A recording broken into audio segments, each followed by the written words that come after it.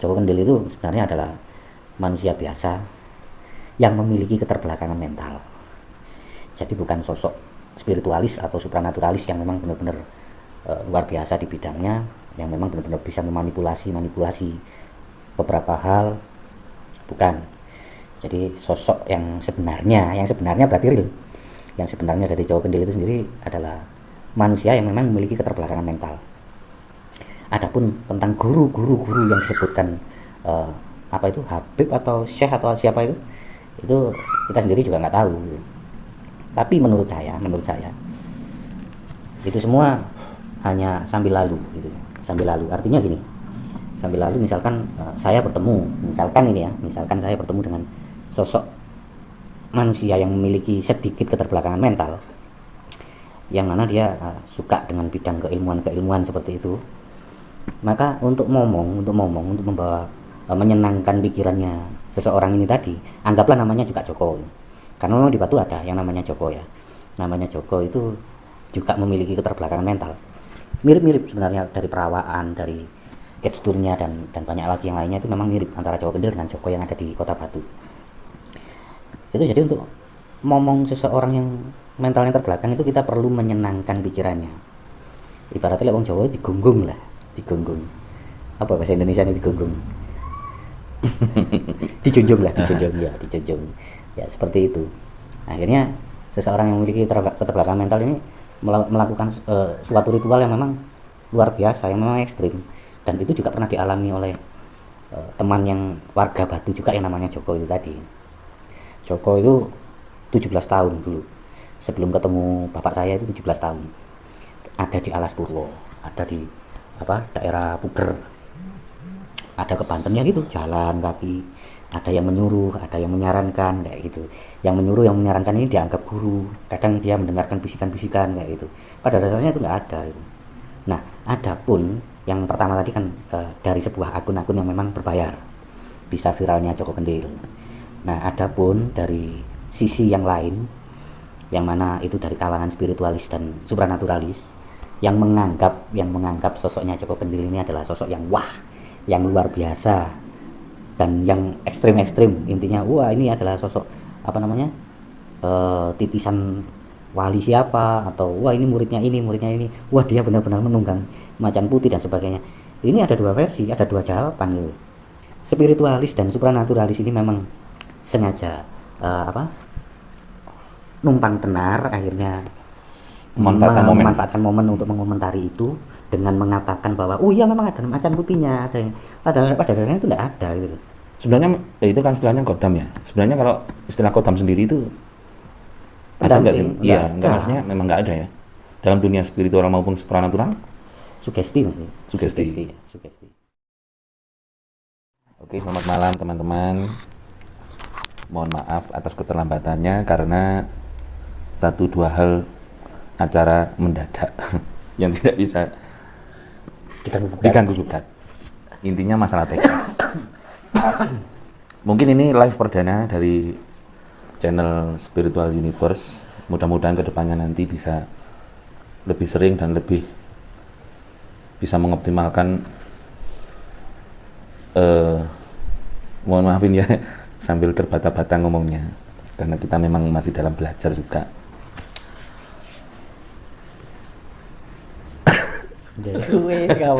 Ngomong apa ini ya, mungkin seperti tema yang tadi kita jadwalkan ini, kita sambil ngobrol-ngobrol santai saja. Gini kan, baru-baru ini kita sering mendengar atau melihat di media massa, media sosial seperti YouTube, TikTok dan sebagainya, itu kemunculan sebuah fenomena, kemunculan si Joko Kendil sing rame kita perbincangkan. Sebenarnya Joko Kendil itu yang seperti apa? Bagaimana? Kenapa kok bisa viral? Mungkin kalau viralnya itu memang alam-alam sekarang ini banyak media sosial yang memposting atau yang mengejarnya sehingga viral. Tapi yang jadi pertanyaan, sosok Joko Kendil itu yang seperti apa? Ilmu seperti apa yang dia pelajari kok sampai bertahun-tahun dia harus melakukan pertapaan dan pengembaraan? Mungkin nanti kita bisa sharing dan saling bertukar pengetahuan. Mungkin pembukaannya seperti itu. Maaf masih tegang. Iya. Gimana? Selamat malam semuanya. Perkenalkan bagi yang belum kenal, saya Warimin dari Kota Batu, Jawa Timur, Kabupaten Malang. Saya biasanya membawakan tema-tema, konsep-konsep spiritual di beberapa channel, baik itu online maupun di offline. Kali ini membantu sahabat saya Sam Heri di channelnya Spiritual Universe untuk mengupas sedikit tentang fenomena Joko Kendil ya. Pada dasarnya Joko Kendil itu adalah sosok manusia biasa. Nah, viralnya sosok tersebut karena memang ada beberapa akun yang memang sengaja untuk memviralkan, dan akun-akun tersebut kan memang bukan akun-akun biasa yang gratisan. Mungkin dengan Facebook berbayar. Saya sendiri kurang memahami ya untuk bidang sosmed itu sendiri, entah itu YouTube-nya yang berbayar atau apa. Yang jelas akun-akun tersebut memang akun-akun yang nggak gratisan. Jadi kita langsung aja pada temanya, mengupas tentang Joko Kendil. Joko Kendil itu sebenarnya adalah manusia biasa yang memiliki keterbelakangan mental. Jadi bukan sosok spiritualis atau supranaturalis yang memang benar-benar luar biasa di bidangnya, yang memang benar-benar bisa memanipulasi beberapa hal, bukan. Jadi sosok yang sebenarnya berarti real. Yang sebenarnya dari Joko Kendil itu sendiri adalah manusia yang memang memiliki keterbelakangan mental. Adapun tentang guru-guru yang disebutkan apa itu Habib atau Syekh atau siapa itu kita sendiri juga nggak tahu. Tapi menurut saya itu semua hanya sambil lalu gitu. Sambil lalu artinya gini, sambil lalu misalkan saya bertemu dengan sosok manusia yang memiliki sedikit keterbelakangan mental, yang mana dia suka dengan bidang keilmuan seperti itu, maka untuk membawa menyenangkan pikirannya seseorang ini tadi, anggaplah namanya juga Joko, karena memang di Batu ada yang namanya Joko ya.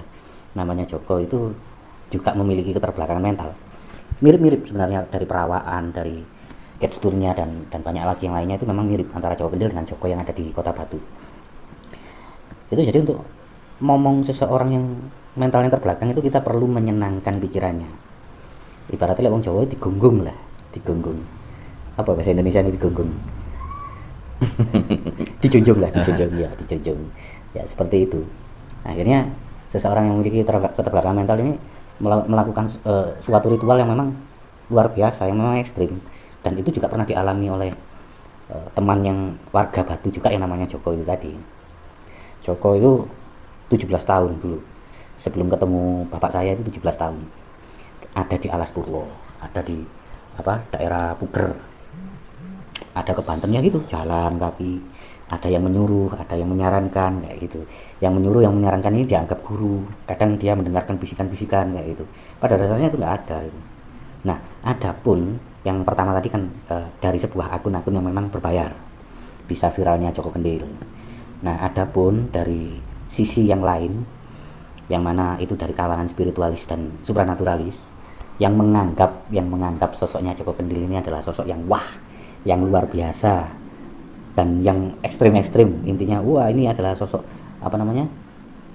titisan wali siapa, atau wah ini muridnya ini, wah dia benar-benar menunggang macan putih dan sebagainya. Ini ada dua versi, ada dua jawaban gitu. Spiritualis dan supranaturalis ini memang sengaja numpang tenar, akhirnya memanfaatkan momen untuk mengomentari itu dengan mengatakan bahwa oh iya memang ada macan putihnya, pada dasarnya itu tidak ada gitu. Sebenarnya itu kan istilahnya kodam ya. Sebenarnya kalau istilah kodam sendiri itu ada nggak sih? Iya, nggak, maksudnya memang nggak ada ya dalam dunia spiritual maupun supranatural. Sugesti. Jadi kodam misalkan kodamnya apa ya? Ya macan putih tadi. Ya kalau macan putih kan macam-macam kodam. Yeah. Misalkan kalau kita bawa keris dengan pamor singo barong misalkan, berarti di situ memiliki kewibawaan sosok singa yang memang raja rimba gitu. Jadi bawaannya keras dan sebagainya, ini sebenarnya adalah untuk memanipulasi otak. itu murni disugesti, murni disugesti. Nah ini juga pesan saya buat teman-teman yang mungkin nonton ulasan saya, penjabaran saya sedikit itu tadi. Khotam-khotam itu sebenarnya sangat tidak membantu, sangat tidak membantu secara real, secara fakta di lapangan, di kehidupan kita itu sangat tidak membantu sekali. Maksudnya membantu dalam hal apa? Ya membantu dalam hal actionnya. Jadi intinya nggak ada gunanya kita punya kodam gitu. Ya nggak ada gunanya. Gini mas, kapasitas otak itu misalkan 1 tera gitu, 1 tera. Kepotong untuk doa-doa, kepotong untuk kodam-kodam, kepotong untuk fokus di jimat-jimat dan sebagainya. Itu taruhlah 1 giga. Otomatis yang berpikir tinggal berapa? 1 tera kepotong 1 giga. Tinggal sisanya itu tadi berapa. Nah, semakin terpotong fokus kita, otomatis beban berpikir kita juga semakin banyak itu. Makanya ada ilmu yang membidangi kejiwaan, psikiatri dan psikologi. Itu cara mereka psikiater dan psikolog ini tadi menerima kliennya, menerima pasiennya, itu mereka hanya mendengarkan keluhannya pasien apa, unek-uneknya apa. Saat mereka berbicara terus didengarkan, diemong, akhirnya beban pikirannya plong. Begitu plong, mulai sedikit demi sedikit bangkit gitu. Jadi banyak orang yang belum memahami atau memang memahami tapi cuman ikut memanfaatkan momen gitu. Jadi spiritualis dan supranaturalis itu memang tetap terbagi menjadi 2. Dia mengerti, mengikuti alur, atau memang dia benar-benar nggak ngerti gitu. Nah, kebanyakan itu yang nggak ngerti tapi kayak ngerti gitu. Tapi sekarang juga banyak yang memang ngerti tapi mengikuti alur juga banyak. Cuman dampaknya secara skala luas di masyarakat kita akhirnya percaya. Percaya dengan kodam-kodam, percaya dengan gaib-gaib. Gimana kita nggak percaya? Kebanyakan yang ngomong, oh dia punya kodam ini punya kodam ini. Biasanya orang-orang yang memang punya pamor di masyarakat, entah itu kiai, entah itu paranormal, mengatakan si A punya ini. Jelas orang awam pasti akan percaya, oh yang ngomong ini orang yang punya apa itu intinya punya pamor kan gitu. Ya kalau mungkin untuk kelas-kelasnya para pemuka agama, saya menjudge itu, saya menyatakan itu bahwa mereka tidak tahu kebenarannya di balik itu. Tapi untuk para paranormal ya, itu saya juga menyatakan kebanyakan mereka tahu yang sebenarnya, cuman mengikuti arus, memanfaatkan momen itu. Pada dasarnya efeknya juga sama. Si paranormal juga akan berdampak negatif dalam skala luas. Si pemuka agama juga seperti itu. Kalau kita berbicara secara transparansi loh. Iya. Sama ngerti sendiri dulu. Seperti saya beberapa tahun yang lalu di eranya tahun berapa ya dulu ya, sebelum 2015 lah, sebelum 2015 bahkan banyak sekali para praktisi paranormal, guru besar suatu padepokan itu belajar sama saya gitu. Jadi di sini gimana ya, saya mau menjelaskan kepada publik yang sebenarnya pasti ditentang, tapi teman-teman yang pernah belajar sama saya di tahun-tahun itu semuanya tahu yang sebenarnya kebenarannya dari gaib itu yang seperti apa, semuanya tahu. Karena mereka juga mengikuti ruatan, juga mengikuti puasanya, juga mengikuti apa yang saya katakan. Jadi dalam pelatihannya mereka semua mengikuti. Ya ini mungkin karena sudah terucap kata-kata gaib itu seperti apa, mungkin saya pribadi dan mungkin para pemirsa sekalian mungkin bisa dibocor sedikit, sebenarnya gaib itu yang seperti apa sih? Gaib itu sesuatu yang belum terjelaskan, sesimpel itu. Bagaimana dengan mereka yang mampu menjelaskan? Misalkan Ya sudah bukan gaib lagi. Bukan gaib lagi? Ya bukan toh. Ya kalau dari katanya memang gaib itu samar atau ya tidak terjelaskan tadi. Yang belum terjelaskan. Jadi kalau sudah terjelaskan bukan gaib? Ya bukan. Bukan. Jadi timbulnya gaib itu tadi awalnya ya berdasarkan suatu fenomena ketakutan. Sudah pernah saya jelaskan di YouTube dulu, di channelnya Sama Napa itu. Iya. Jadi banyak sekali masyarakat terutama pemuka-pemuka kita, termasuk paranormal, yang mereka nyatakan itu tidak mereka sadari bahwa itu akan menimbulkan dampak negatif di masyarakat dalam skala yang luas. Gitu. Ya contohnya Jawa Kendil ini, dianggap gini, dianggap gitu, dianggap gini, dianggap gitu. Ini orang yang memiliki keterbelakangan mental. Kalau kita nggak bisa menyalahkan Jawa Kendilnya karena itu garisnya dia gitu. Tapi ngomong-ngomong ini lepas dari Joko Kendil, saya sering mendengar juga dalam sebuah perguruan atau intinya pencarian spiritual itu kan banyak juga. Aku melu gabung Bolo Batu. Siapa? Mas Edi Cahyono. Selamat datang Mas Edi Cahyono. Selamat bergabung. Lanjut. Apa tadi? Lepas dari Joko Kendil, kan sering kita dengar juga atau kita sering mendengarkan bahwa di sebuah perguruan atau ritual-ritual supranatural atau apa itu, kan sering juga banyak ritual yang seperti Joko Kendil itu. Mungkin kalau Joko Kendil ini kan berjalan berapa tahun itu ya, menjadi seorang musafir tahunan kalau nggak salah sampai akhir 2025. Kan ada juga yang mungkin Popo Edan, belajar gendeng, ada juga yang puasa tahunan, atau juga ritual-ritual seperti itu kan biasanya dianugerahkan seorang guru kepada muridnya untuk mencapai sesuatu yang dicari muridnya tadi. Terus? Apakah fenomena Joko Kendil yang dilakukan Joko Kendil itu sama? Saya kira sama seperti itu. Tidak sama, beda. Kalau Jawa Kendil beda. Tapi Jawa Kendil itu seseorang yang 99% memang murni keterbelakangan mental. Karena kalau kita belajar tentang mimik wajah, tatapan mata dan sebagainya, itu juga ada di ilmu kedokteran, kita tidak akan bisa dibohongi bahwa orang ini 90%, orang ini 99%, orang ini memang 100%, orang ini waras pura-pura gila dan sebagainya. Ya memang beritanya banyak mengatakan Joko Kendil memang UGDJ atau kurang sehat mentalnya. Maksudnya lepas dari itu kan banyak atau perguruan yang mendunungkan murid ini lakonono iki. Apakah itu juga termasuk seperti yang sampean katakan tadi, intinya menaikkan derajat muridnya untuk jadi gini, untuk maksudnya untuk pencapaian spiritual itu. Pelajaran-pelajaran seperti itu memang banyak manfaatnya. Yang pertama, kita akhirnya lebih percaya diri jika itu lulus. Yang kedua, kita nggak mudah malu. Jadi menghadapi publik itu kita lebih percaya diri.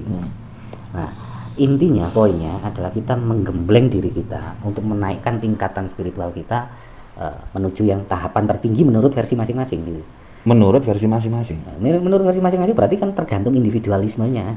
Sebentar, kalau ada kata-kata menurut versi masing-masing, saya timbul sebuah pertanyaan. Sebenarnya spiritual itu tingkatan tertingginya itu yang bagaimana? Apakah nggak sama tiap orang? Sisi pandangnya yang nggak sama. Gini, contohnya, menurut teman kita dari Purwodadi, Suhu Bambang Sutrisno gitu ya. Oh, spiritual yang tertinggi itu sebenarnya seperti ini gitu ya. Menurut Saman beda lagi. Menurut guru yang lain juga beda lagi. Jadi nggak ada patokan baku. Oh, tingkatan spiritual itu sampai ini levelnya, batasannya itu nggak ada. Sebenarnya ada kalau kita berbicara tentang patokan tolok ukur dari spiritual yang waras. Jadi dari ilmu spiritualitas yang waras. Itu orang yang berspiritual tinggi itu yang bagaimana? Nggak mudah malu, percaya diri, nggak terbata-bata kalau berbicara. Itu salah satu, beberapa contoh ya. Termasuk bisa bekerja dengan baik, bisa bekerja tepat sasaran. Ada lagi yang mentolok ukurkan dengan kekayaan harta. Itu semua nggak salah. Itu fungsi-fungsi belajar spiritual kan? Iya, spiritual yang waras itu ya. Berarti seperti para mentor, para apa itu? Itu memang orang-orang spiritual sebenarnya malahnya. Iya.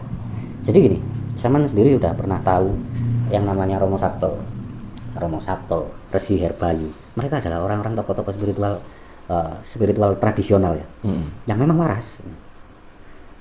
Jadi mereka bukan hanya sekedar mengajarkan, tapi kehidupan mereka juga mapan gitu.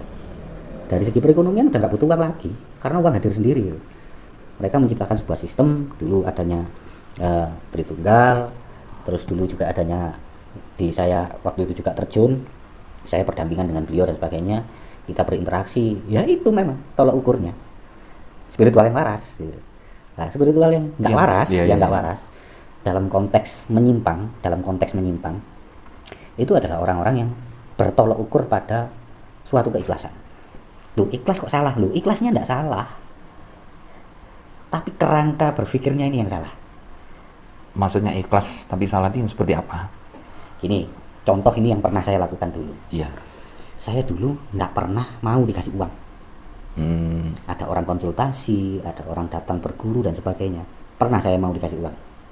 Orang sakit mau bayar terapi ke saya nggak mau.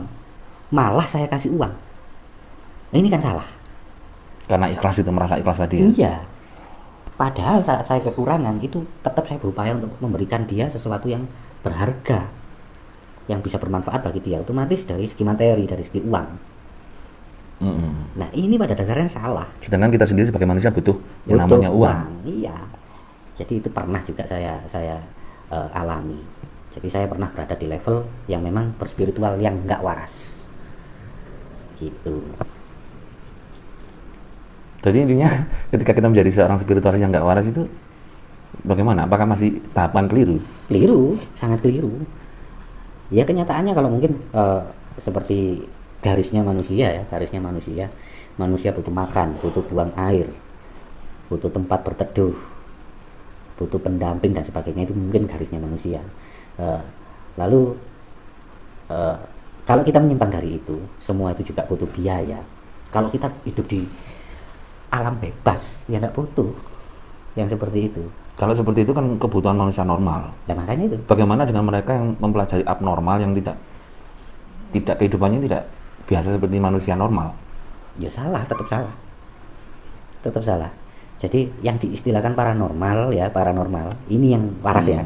Paranormal itu adalah para ini kan jamak atau sifatnya. Iya. Jamak. Normal ya normal, benar-benar normal. Paranormal adalah orang-orang yang waras, yang bisa memanipulasi keadaan, memanipulasi masalah, yang bisa menyelaras dengan masalah itu sendiri, yang mudah menerima dan lain sebagainya. Termasuk ya juga mau uang, mau punya pendamping, mau kekayaan, mau kedudukan. Ini adalah paranormal. Orang-orang yang normal, yang tidak mudah ditipu dengan doa-doa. Oh, doa ini, doa itu bukan sesuatu hal yang normal gitu. Iya. Jadi kalau kita berbicara tentang paranormal adalah suhu yang atau guru yang luar biasa, yang memiliki banyak ilmu-ilmu gaib dan sebagainya, itu salah. Tadi dikatakan yang tidak mau dibodohi oleh doa-doa atau ritual itu. Bagaimana dengan mereka yang mempunyai julukan paranormal malah terkesan membodohi dengan doa-doa, malah dengan ritual-ritual untuk menggapai sesuatu tujuan, seperti yang kemarin viral Gus Samsudin itu? Ya nggak apa-apa lah, mau gimana lagi. Ya mungkin nanti masalah Gus Samsudin dan pesulap merah yang sempat viral sebelum Joko Kendil akan kita bahas di makanya kayak kemarin berikutnya. Kayak kemarin dan beberapa waktu yang lalu banyak sekali teman-teman spiritualis yang menyatakan, oh, orang yang waras, orang yang mapan spiritual, yang spiritualnya tinggi itu adalah mudah menerima, yang bisa menerima berbagai yang ketidakcocokan dan sebagainya. Apakah itu salah? Nggak salah, itu menurut pendapat mereka. Tapi kalau kita benturkan dengan ilmu psikiatri, ilmu psikologi, salah itu. Manusia digigit semut nggak apa-apa, tapi kalau ular, tapi kalau singa, tapi kalau gajah, ya pasti kita harus adaptif, kita harus kondisional gitu. Jadi yang menyatakan, oh, orang yang berspiritual tinggi itu adalah yang mudah menerima, yang bisa menerima segala perbedaan dan sebagainya, bisa gini-gini. Apakah itu salah? Tidak salah. Tapi kalau menurut saya, kamu disalahi ya, kamu harus bisa memproteksi dirimu. Kalau memang itu diharuskan marah, ya kamu harus marah. Nggak boleh kita berdiam diri, menerima dan sebagainya. Karena itu sama saja dengan pembodohan. Itu tidak ada bedanya dengan ilmu-ilmu agama. Kita harus sabar. Ilmu spiritual tradisional seperti kejawen dan sebagainya, kita harus ngalah, kita harus sabar. Itu salah. Kurang tepat ya? Ya salah. Bukan kurang tepat lagi, salah ya? Salah. Iya. Makanya aku tadi kan ngomong, kita harus bisa adaptif, kita juga bisa kondisional gitu. Kalau memang itu diharuskan, kita harus bersabar dulu, ya nggak apa-apa bersabar gitu. Kalau sudah di level yang kita harus marah, ya kita harus marah. Di level kita harus menuntut, kita harus menuntut. Itu yang tepat. Tergantung kondisi. Tergantung kondisi. Kalau apa-apa disuruh ngalah, apa-apa suruh sabar, apa-apa suruh menerima, tidak bisa. Tidak bisa. Buktinya raja-raja dulu yang terkenal dengan kearifannya atau mungkin dengan spiritualis yang tinggi kan juga masih suka perang. Jadi ya tetap mereka kan dalihnya mempertahankan. Kalau bisa menerima, kenapa nggak menerima aja? Kan gitu logikanya. Betul, betul.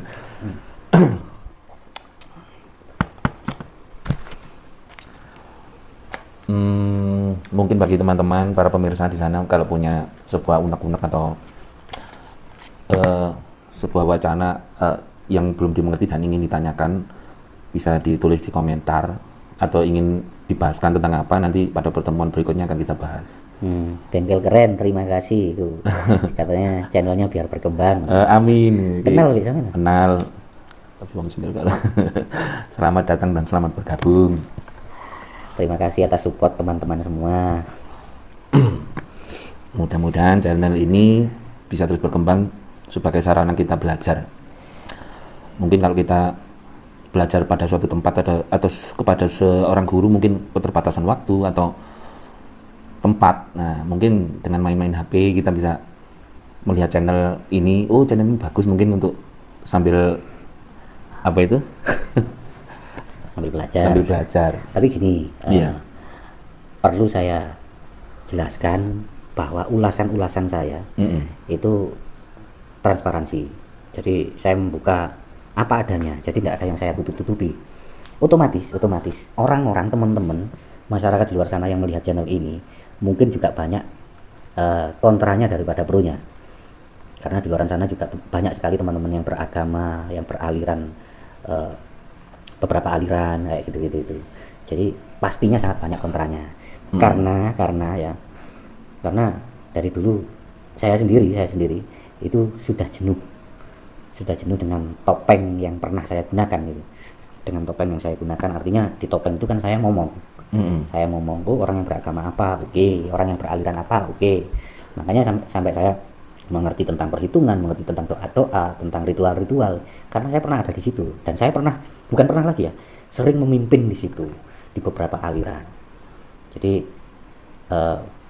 banyak sekali memang para praktisi, guru besar, paranormal, itu yang dulu ada di bawah jalur bimbingan saya.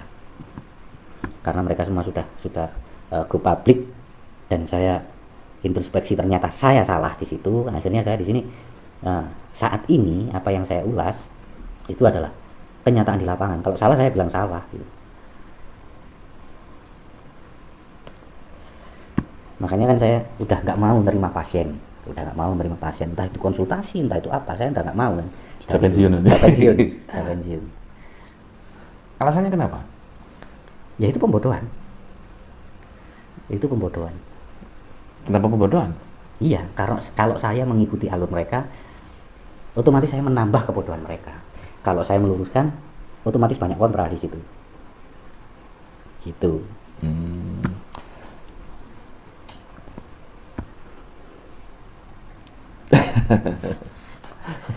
Jadi ya akhirnya ya biarlah berlalu itu. Toh sampai sekarang teman-teman kita juga banyak yang masih seneng dengan doa-doa kayak gitu. Yang masih seneng dengan ritual-ritual. Kan banyak sekali. Sekarang logikanya gini, misalkan ini kita angkat topik di salah satu grup teman kita yang ada di Peduli Alam. Kan kemarin membahas tentang ilmu bunga, filosofinya apa, lalu kegunaannya, kemanfaatannya apa, supaya bisa jalan cepat atau sepi angin gitu. Nggak ada ilmu itu, Mas. Nggak ada. Kalau ngomong nggak ada kan, sejarah mengatakan mungkin orang-orang dahulu atau ajaran-ajaran yang sudah ada kan mengatakan kesaktian orang-orang dulu. Mungkin salah satunya saipi angin atau apalah gitu. Kan banyak. Iya. Kenapa sekarang dikatakan nggak ada? Dan sedangkan mungkin nenek moyang kita sering mengatakan atau menceritakan mbah-mbahmu biar ini. Ya, itu dongeng sebelum tidur. Karena mbah-mbah kita, mbah buyut ya, di atas mbah kan buyut, itu juga terbodohi oleh kisah-kisah, oleh cerita-cerita gitu. Sekarang kalau ada orang kebal, mana saya yang bacok dia? Kalau ada orang yang bisa kebal peluru, saya yang nembak. Kalau ada orang yang bisa berada di dua tempat secara bersamaan, ayo kita berdua yang membuktikan. Kalau zaman dulu bisa, Mas. Orang kembar atau orang, oh iya ini dibumbui yang di sana, oh iya itu waktu itu kemarin dia di sini. Kalau sekarang ada video call, ayo dibuktikan, ya kan gitu. Ya, mungkin karena Asalkan itu kan dengan- nggak ada teknologi yang Nah itu Mas, asalkan dengan tanpa make up artis. Kalau make up artis kan memang bisa dibuat. Jadi kayak pernyataan-pernyataan seperti ini, saya angin nggak ada, ilmu kebal nggak ada, itu akhirnya banyak kontranya di masyarakat dengan menonton pernyataan saya ini. Apalagi orang-orang yang awam gitu. Tapi kalau yang ada di jalur dulu bimbingan saya dari beberapa perguruan besar, salah satunya Bintang Songo, Mbah Gandum, Bunda Tuti yang sampai sekarang bisa buka di Kalimantan, dan beberapa praktisi yang ada di Jakarta, yang ada di Jogja, yang ada di Magelang, yang ada di Banyuwangi, Jember, sama di Bali, termasuk di Makassar. Mereka akan membuka matanya, membuka pikirannya, akhirnya menelaah. Oh iya katanya Mas Warimin dulu seperti ini. Oh iya ternyata ini. Nah itu. Jadi perbedaan orang awam yang sok ngerti, yang seakan-akan ngerti, mengikuti alur dan sebagainya, dengan orang yang benar-benar ngerti, yang saat ini sedang terus belajar, itu berbeda. Pasti berbeda. Jadi kayak fenomena Jawa Kendil, wah dibumbui ya memang melihat macan putih, dan enggak ada itu. Kalau dia bisa melihat macan putih itu ya dibuat-buat, Mas. Acting. Atau dia memang terbawa arusnya di situ, dia berhalusinasi. ditambahi oleh para praktisi yang sok ngerti mengatakan memang ada. Ya. Jadi akhirnya ya sulit. Tapi bagaimana dengan para praktisi yang mengatakan benar-benar melihat, misalkan melihat kodam tadi atau melihat makhluk-makhluk gaib yang lain misalkan. Mereka menyatakan memang benar-benar real saya melihatnya. Itu bagaimana penjelasannya? Fenomena halusinasi. Halusinasi gitu. Bisa, delusi bisa, bukti nyata. Sama melihat naga. Saya melihat misalkan harimau, kan udah nggak sama, Mas. Seharusnya kalau itu memang benar-benar ada dan nyata, tiap orang sama melihat ini apa? Teh di dalam gelas. Saya melihatnya teh di dalam gelas, ini yang real, Mas. Tuh, bisa diminum juga. Iya, memang kebanyakan kalau melihat makhluk gaib, tiap orang pasti akan mengatakan yang beda-beda. Karena ini fenomena yang dinyatakan gaib itu kan luar biasa, seakan-akan sesuatu kesupranaturalan bidangnya di sana gitu. Nah, untuk melihat ini seseorang harus bisa menjadi praktisi atau spiritualis yang memang lolos sensor gitu ya, istilahnya seperti itu. Nah, orang yang bisa melihat hal gaib ini dari dulu dicap adalah orang linuih, orang hebat, orang suci, orang bersih, yang bisa melihat hal gaib gitu. Pada dasarnya nggak ada. Kalau kita waras nggak ada.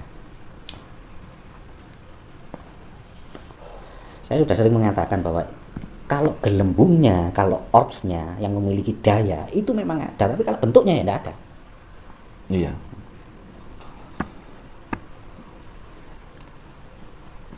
Di dalam Islam sendiri aja mengatakan kalau memang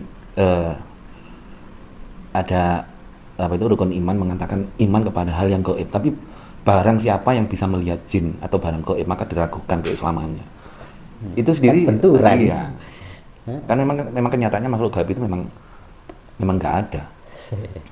Atau belum terjelaskan tadi. Kalau saya bisa menjelaskan, yang ada ya orbs itu tadi, gelembung. Kalau sosoknya itu ya Berarti bentuk fisiknya ada. daya cipta nggak ada. Yang dikatakan gelembung tadi? Sama tahu busa, Mas. Tahu. Busanya kalau kita nyuci baju atau apa, seperti itu, tapi bening. Ya maksud saya fisiknya memang ada. Oh ini kelihatan bening.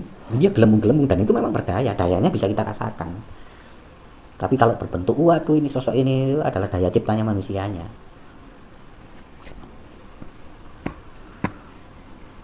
Dulu saya pernah punya pernah punya momongan 2 anak kembar. Yang satu dibawa ibunya ke Amerika, yang satu hidup sama budenya di Malang sini. Yang hidup sama budenya itu sering ikut saya. Jadi saya briefing, saya ajarkan, saya arahkan. Akhirnya dia bisa melihat hal gaib, kembar. Yang satunya ibunya di sana, di Amerika sana, nggak mengenal sama sekali itu. Akhirnya si anak ini, si A, Peter ini nggak ngerti apa-apa dengan gaib itu. Bahkan tengah malam itu, aku ingat ya, 10:30 malam itu kita berangkat ke Meliep waktu itu. 10:30 malam, jalannya masih rusak. Takut sedikit pun aja nggak pernah, nggak ngerti dia. Kok jalannya gelap ya? Kamu nggak takut hantu? Apa itu hantu? Nggak ngerti. Tapi yang apa, Michael yang satunya ini, ya ngomongnya ya, bilangnya ya, wah ada gini, ada gitu, ada gini, ada gitu. Berarti intinya fenomena gaib itu tergantung dari informasi yang masuk ke Ya, diri kita. betul ya itu. Makanya banyak sekarang itu asal klaim dan sebagainya. Berdasarkan fakta sejarah juga seperti itu. Dan sekarang juga banyak arkeolog, peneliti-peneliti yang lain yang bisa membongkar fakta-fakta sejarah itu tadi. Ya walaupun yang belum ditemukan juga banyak, tapi yang klaim-klaim asal klaim juga banyak. Makanya negara kita ya, di Indonesia ini kan banyak sekali kepercayaan, banyak sekali aliran, karena suku kita juga banyak sekali. Nah dari sana orang-orang yang sangat mendukung dengan fenomena-fenomena itu tadi, mereka itu tidak sadar bahwa mereka ikut menjerumuskan. Mereka nggak sadar. Kalau semakin banyak orang yang percaya, yang menekuni, hingga sampai mereka melakukan ritual-ritual yang aneh-aneh, yang memberatkan, yang berdampak negatif, otomatis dalam skala luas masyarakat Indonesia itu akan terbodohi. Kapan negara Indonesia akan maju? Kalau banyak aliran yang menyatakan bahwa Indonesia akan menjadi mercusuar dunia, itu mimpi. Itu mimpi di siang bolong, mimpi tanpa tidur. Mereka mendukung tentang pembodohan kok, secara tidak mereka sadari. Ya mungkin beda lagi kalau misalkan negara-negara Eropa yang mengatakan demikian ya. Mereka sudah lepas dari doktrin dan halusinasi. Iya. Makanya banyak negara-negara maju yang memang untuk masyarakatnya dalam skala luas ya, untuk masyarakatnya itu sudah nggak seberapa menggubris hal-hal seperti itu. Akhirnya kan mereka fokusnya di kehidupan yang nyata tadi. 1 tera misalkan 1000 giga gitu ya. Yang 10 giga ini nggak terpotong fokusnya oleh hal-hal gaib gitu. Jadi mereka intens di kehidupan nyata. Ya bekerja tentang strategi dagang, strategi pemasaran, dan bagaimana kehidupan mereka untuk menjadi mapan tadi. Saling tolong menolong tanpa embel-embel gaib. Itu yang bagus.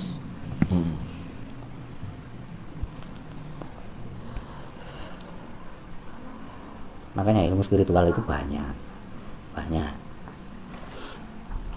Tapi yang benar, yang tepat itu jarang. Sebenarnya kalau ngomong bener, semua aliran pasti mengatakan menurut mereka benar. Menurut versi mereka. Benar itu artinya tepat. Sedangkan iya. Benar menurut versi mereka. Sebenarnya ada kok kebenaran absolut yang tidak bisa dipungkiri, memang benar-benar dan bisa diterima oleh semua kalangan. Iya, lapar makan itu kebenaran absolut.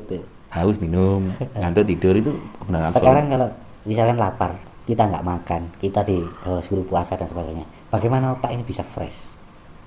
Logikanya kan seperti itu. Kita harus menahan lapar, menahan hawa nafsu. Ini kan sudah bukan manusia normal seharusnya. Padahal di zaman era sebelum adanya agama, sebelum adanya keyakinan dulu, manusia bertahan hidup itu harus makan. Berlindungnya pakai apa? Menyelimuti tubuhnya saat dingin itu seperti apa? Itu kebenaran absolut. Sejak terciptanya uang, akhirnya uang untuk transaksi tukar-menukar. Akhirnya dari cuman makan, dari cuman tempat tinggal, dari cuman kebutuhan berkembang biak, dari kebutuhan untuk bertahan dari cuaca, akhirnya bertambah lagi dengan kebutuhan uang. Makanya kalau ada praktisi-praktisi paranormal atau spiritualis yang menyatakan harus A, harus B, harus C, yang mana itu berpotensi menimbulkan dampak negatif, mending diam dan lalui itu semua, mending tinggalkan itu semua, mending mundur pelan-pelan. Kita tetap boleh bersahabat, berinteraksi tetap boleh. Jadi sosialisasinya kan sebatas sahabat, persaudaraan, bukan untuk keilmuan-keilmuan yang menimbulkan dampak negatif. Masalahnya kebanyakan para praktisi atau para pengkaji spiritual itu kan nggak paham. Biasanya apa yang dikatakan masternya A, walaupun itu kenyataannya nantinya membawa dampak yang kurang baik. Berhubung kita ini yakin dan kita cocok dengan yang dikatakan dia, walaupun endingnya nanti negatif, tetap kita lakukan. Makanya itu holistik ya, pengobatan holistik itu sebenarnya masuknya ke ranah medis. Cuman ada pengakuan holistik, pengobatan jarak jauh, istilahnya seperti itu, menurut versi kesupranaturalan. Itu sebenarnya juga nggak salah, juga nggak benar, karena arahnya cuma sugesti. Sugesti akhirnya meningkatkan imunitas kita, memaksimalkan itu aja. Dengan maksimalnya imun kita bekerja di organ-organ kita, akhirnya bisa menimbulkan kesembuhan kayak gitu-gitu itu.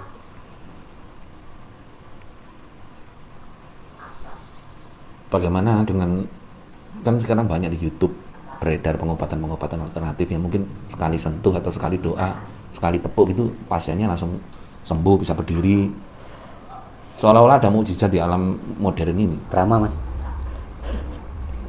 drama. Itu pernah saya lakukan di Tritunggal dulu, juga pernah terjadi di Buana Jati dulu, juga pernah terjadi di Alam Awis dulu. Buktinya istri sampean sakit miom dan kista tanpa sentuhan dokter, diagnosa 2 kali. Penanganan saya melalui Meyoji sembuh toh? Sembuh, hilang. Berarti kan saya ada di bidang itu gitu. Sekarang saya terangkan bahwa itu termasuk pemutaran janin yang ada di kandungan. Oh, dari gini posisinya berubah gini, dari di luar kandungan akhirnya masuk. Itu kekuatan daya cipta. Daya cipta saya nyambung ke istrinya jenengan karena saking percayanya menimbulkan imunitas yang berbeda, peredaran darah berbalik dan sebagainya. Kalau kita bedah secara gamblang ya sugesti. Sugesti. Saya tidak menyatakan semua ilmu itu nggak menyatakan seperti itu. Sebagian besar hoax. Sebagian besar hoax. Tapi memang ada, beberapanya memang ada. Cuman ya kembalinya di kemampuan otak tadi, ilmu daya cipta. Bukan hanya sugesti, ilmu daya cipta. Seperti hujan. Oh, sekarang hujan biar deres dulu, nanti waktu acara cuman terjadi mendung atau rintik-rintik gitu. Ya memang nggak bisa, itu kemampuan daya cipta manusia. Kenapa bisa? Korelasinya bagaimana? Kenapa itu bisa terjadi? Kenapa bisa? Ya mudah saja, itu korelasinya antara energi manusia dengan alam ini satu energi, satu kesatuan. Kadang kita ada di tengah lapang gitu ya, di tengah tanah lapang, kok panas ya, kita mengeluh, akhirnya tiba-tiba udah nggak panas lagi. Hanya sekedar korelasi. Iya toh. Berarti kalau misalkan seorang pawang hujan ingin menghentikan hujan dengan beberapa metode, harus pakai ini, ritual ini, itu bagaimana? Padahal dengan melakukan itu kadang memang benar-benar berhenti. Iya, caranya dia untuk mengaktifasi daya ciptanya melalui trigger, pemicu. Pemicunya ya saklar-saklar tadi. Saklar-saklar tadi ya berupa kembang-kembang, dupa-dupa, pemenyan, atau pasang kirinya apa. Oh, dikasih rokoknya nggak berani buka. Kalau buka dia punya keyakinan akan turun hujan, kayak gitu-gitu itu. Itu kan yang apa namanya, yang kita memanipulasi daya cipta otak kita bekerja sama dengan angin.